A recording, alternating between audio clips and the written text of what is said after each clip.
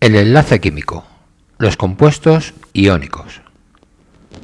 Justifica la formación de los iones cloro y sodio. El átomo de cloro tiene 7 electrones en su capa más externa. Puede completar dicha capa aceptando un electrón y convirtiéndose así en un ion cloro. El ion cloro tiene 17 protones y 18 electrones, es decir, es un ion negativo, ya que tiene una carga neta de -1. El átomo de sodio tiene un único electrón en su capa exterior, este. Si lo pierde, completará así su última capa, que será esta otra. El resultado es un ion sodio. El ion sodio tiene 11 protones, pero solo 10 electrones, de ahí que posea una carga neta de +1. Explica mediante el diagrama de Lewis la formación del catión sodio, la formación del anión cloruro y la formación del enlace iónico entre ambos iones. La formación del catión sodio. Aquí tenemos el sodio con su único electrón en su capa más externa, que si lo pierde se convierte en un catión sodio cargado positivamente. La formación del anión cloruro. Tenemos al cloro con 7 electrones en su última capa, que tiende a captar un electrón para completar esa capa, tener 8 electrones, y se queda como anión cloruro cargado negativamente. La formación del enlace iónico entre ambos iones. Aquí tenemos al sodio con su electrón que se lo cede al cloro y el sodio queda cargado positivamente y el cloro queda cargado negativamente. Clasifica estas sustancias de acuerdo con el tipo de enlace que presentan. Vamos a por el agua, compuesto por hidrógeno e oxígeno, y aquí tenemos al oxígeno que comparte un electrón con un hidrógeno, otro electrón con un hidrógeno. Los hidrógenos comparten sus electrones, se forman estos enlaces que son enlaces covalentes. El metano, compuesto por carbono e hidrógeno, tenemos a un carbono que comparte un electrón con cada uno de los hidrógenos que le rodean. Los hidrógenos, por su parte, también comparten sus electrones. Son enlaces covalentes. El bromuro de hidrógeno, compuesto por bromo e hidrógeno, que tenemos al bromo con 7 electrones en su última capa y el hidrógeno compartiendo su electrón con el bromo. Se forma este enlace, que es un enlace covalente.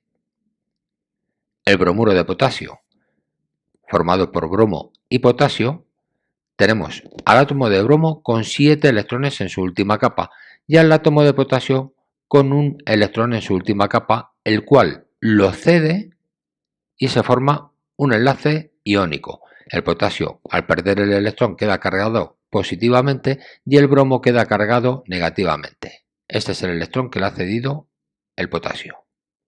El yoduro de sodio, formado por yodo y sodio. Aquí tenemos el átomo de yodo con 7 electrones en su última capa y el sodio con un electrón que se lo va a ceder, y así el sodio queda cargado positivamente, el yodo con un electrón de más cargado negativamente, son enlace iónico. Y el sulfuro de magnesio. El sulfuro de magnesio, formado por azufre y magnesio, tenemos al azufre con 6 electrones en su última capa y el magnesio en su última capa tiene 2. Le cede esos 2 electrones.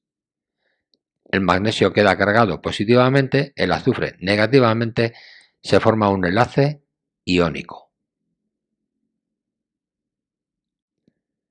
La siguiente tabla proporciona información acerca de las propiedades de ciertas sustancias A, B, C y D. Tenemos temperaturas de fusión, conductividad eléctrica en estado sólido y en estado líquido y la solubilidad en agua. Nos preguntan cuáles son los compuestos iónicos. Las propiedades de los compuestos iónicos son con un alto punto de fusión y ebullición. Luego tenemos esta y esta otra sustancia. Son sólidos que no conducen la electricidad.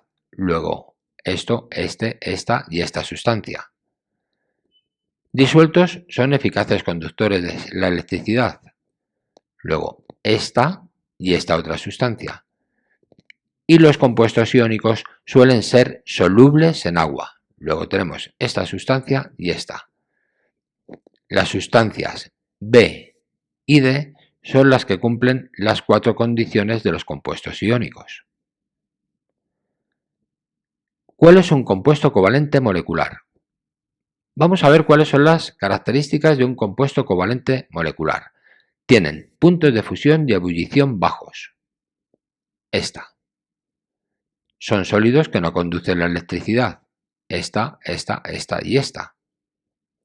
Disueltos no suelen ser buenos conductores. Tenemos dos, esta y esta. Y los compuestos covalentes moleculares, los polares, son solubles en disolventes polares, como el agua o el etanol. Y los apolares solo se disuelven en disolventes polares. Tenemos entonces esta y esta otra sustancia. ¿Cuál de estas sustancias cumple las 4 condiciones de los compuestos covalentes moleculares? La sustancia A. ¿Cuál de estas sustancias tiene un alto punto de fusión comparado con el resto? La sustancia C. ¿Puede ser un compuesto iónico? No, no puede ser un compuesto iónico porque no es soluble en agua. Se trata de un compuesto covalente molecular. ¿Por qué se dice que la molécula del agua es polar o un dipolo? ¿De qué manera contribuye esta característica del agua a la disolución de los compuestos iónicos? ¿Por qué se dice que la molécula de agua es polar o un dipolo? Porque los pares de electrones que comparten el oxígeno y los hidrógenos no están situados simétricamente, sino que son atraídos con más fuerza por el núcleo del oxígeno que por el núcleo de los hidrógenos. ¿De qué manera contribuye esta característica del agua a la disolución de los compuestos iónicos? Esta característica contribuye a la disolución de los compuestos iónicos ya que las moléculas de agua envuelven a los iones y consiguen arrancarlos de la red cristalina. Los dipolos de agua se orientan de modo distinto según envuelvan a un anión o a un catión.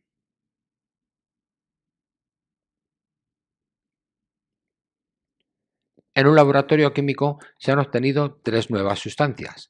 Pueden ser compuestos o elementos en variedades no habituales. Los científicos que las han aislado nos dan la siguiente información sobre ellas.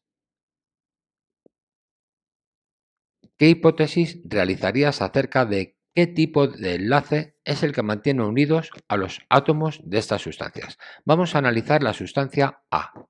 Las propiedades de la sustancia A son sólidos formados por la unión de átomos de un mismo elemento, con bajos puntos de fusión y ebullición, se disuelve en tetracloruro de carbono y no conduce la corriente eléctrica, pues estas características corresponden a un elemento que forma cristales covalentes moleculares. La sustancia B es un sólido formado por la unión de dos elementos diferentes con elevados puntos de fusión y ebullición, no es soluble en agua y no conduce la corriente eléctrica. Estas características corresponden a un compuesto covalente reticular. La sustancia C es un sólido formado por la unión de dos elementos diferentes con bajos puntos de fusión y ebullición, que no es soluble en agua y no conduce la corriente eléctrica. Estas características son las de un compuesto covalente molecular. Y la sustancia D es un sólido formado por la unión de dos elementos diferentes con elevados puntos de fusión y ebullición, soluble en agua y no conduce la corriente eléctrica. Son las características propias de un compuesto iónico. En la situación de la actividad anterior, los científicos del laboratorio te permiten realizar solo una prueba más para ampliar la información acerca de estas sustancias. Las pruebas pueden ser las siguientes: conductividad de la corriente eléctrica en estado disuelto o fundido, la dureza, la solubilidad en tetracloruro de carbono o la fragilidad. ¿Qué pruebas solicitarías para confirmar las hipótesis planteadas en la actividad anterior? Se pueden solicitar la misma prueba para más de una sustancia. Vamos a ver la sustancia A, que era un sólido formado por la unión de átomos de un mismo elemento con bajos puntos de fusión y ebullición que se disuelve en tetracloruro de carbono y no conduce la corriente eléctrica. Solicitaríamos hacer la prueba de fragilidad para comprobar que se trata de un cristal covalente molecular. La sustancia B, que es un sólido formado por la unión de dos elementos diferentes, con elevados puntos de fusión y ebullición, que no es soluble en agua y no conduce la corriente eléctrica, le haríamos la prueba de dureza para comprobar si se trata de un compuesto covalente reticular. La sustancia C, que era un sólido formado por la unión de dos elementos diferentes con bajos puntos de fusión y ebullición, que no es soluble en agua y no conduce la corriente eléctrica, le practicaríamos la prueba de solubilidad en tetracloruro de carbono. ¿Para qué? Para comprobar si se trata de un compuesto covalente molecular. Y a la sustancia D, que era un sólido formado por la unión de dos elementos diferentes con elevados puntos de fusión y ebullición, soluble en agua y no conduce la corriente eléctrica, le haríamos una prueba de conductividad de la corriente eléctrica en estado sólido o fundido para comprobar si se trata de un compuesto iónico. Siguiendo con el caso anterior, los científicos te piden que asignes una de estas estructuras a cada una de las sustancias. ¿Cuál de las siguientes estructuras asignaríamos a cada una de las sustancias?